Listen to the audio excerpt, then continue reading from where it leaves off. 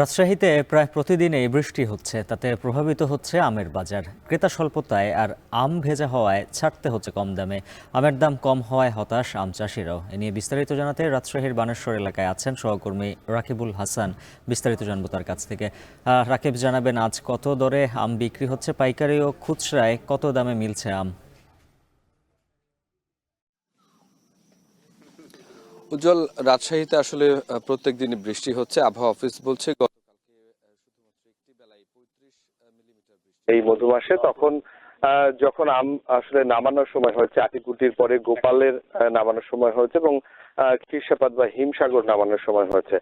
যখন কিনা একেবারে বাজারের শুরুর দিকে আমরা দেখছিলাম যে আটিকুটি জাতের আমি 1300 থেকে 1400 টাকা মন দরে বিক্রি হচ্ছিল, পরে গোপালভোগ 1800 থেকে 2000 টাকা মন দরেও কিন্তু আসলে বিক্রি হয়েছে। কিন্তু বৃষ্টির কারণে আপনি জানেন যে অনবরত বৃষ্টি হতে থাকলে থেকে যেই বৃষ্টিটা আসলে আমের গায়ে পড়ে সেখান থেকে দাগ তৈরি হয়, যাতে আমের উজ্জ্বলতা আসলে কমে আসে। এই পর্যায়ে আসলে বাগানি যারা আছেন তারা বলছেন যে তারা কিছু কিছু আম নামিয়ে নিচ্ছেন। বিশেষ করে এখন আমরা যে আমগুলো নামাতে দেখছি সেগুলো লক্ষণভোগ আম, যদিও এটা আরো কিছুদিন পরে নামানোর কথা, কিন্তু এটা আচারের জন্য মূলত নামিয়ে নিচ্ছেন। এখানে বাগানিরা যেটি বলছেন যে এই আচার মূল্যে দাম যেটি পাচ্ছেন তারা, সেটি আসলে পেকে উঠলে আমের দামটি পাবেন না। সে কারণে আসলে তারা আম নামিয়ে নিচ্ছেন এবং বৃষ্টির প্রভাবে আসলে এই ঘটনাটি ঘটেছে।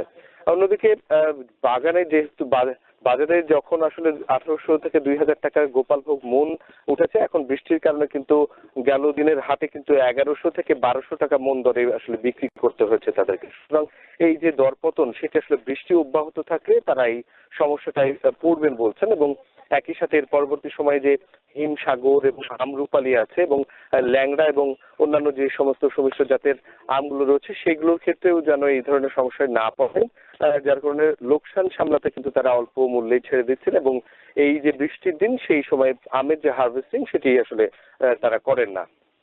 গতকালকে যেহেতু প্রচন্ড বৃষ্টি হয়েছে, সেই বৃষ্টির হাত থেকে বাঁচানোর জন্য কিন্তু এখন তারা সুযোগ বুঝে যে আমটি আসলে নামালে তাদের ক্ষতিগ্রস্ত হবে না এবং আমের সময় বা ক্যালেন্ডারও হবে না এবং আমের সময় বা ক্যালেন্ডারও আসলে মেনে চলা হবে, সেইটি মেনেই কিন্তু আসলে উজ্জ্বল এখন পর্যন্ত আমরা দেখছি আমটি নামানো হচ্ছে। এবং এই অবস্থা আসলে কোরবানি যেহেতু সামনে, এই কোরবানির হাটের আগ পর্যন্ত যেহেতু ক্রেতার একটু স্বল্পতা আছে, যার কারণে এই সমস্যাটি হবে। এবং বাগানিরা যেটি বলছেন যে আগাম বর্ষণ আসলে এই অঞ্চলে শুরু হচ্ছে এবং এই যে বৃষ্টির বলয় সেটি থাকার কারণে কিন্তু এই সমস্যার সম্মুখীন হচ্ছেন। সুতরাং এই জায়গাটা যত দ্রুত কাটিয়ে উঠবে বাগানি এবং ব্যবসায়ীরা বলছেন তাদের জন্য ভালো। তো উজ্জ্বল, এই ছিল রাজশাহী থেকে আমার কাছে সর্বশেষ খবর।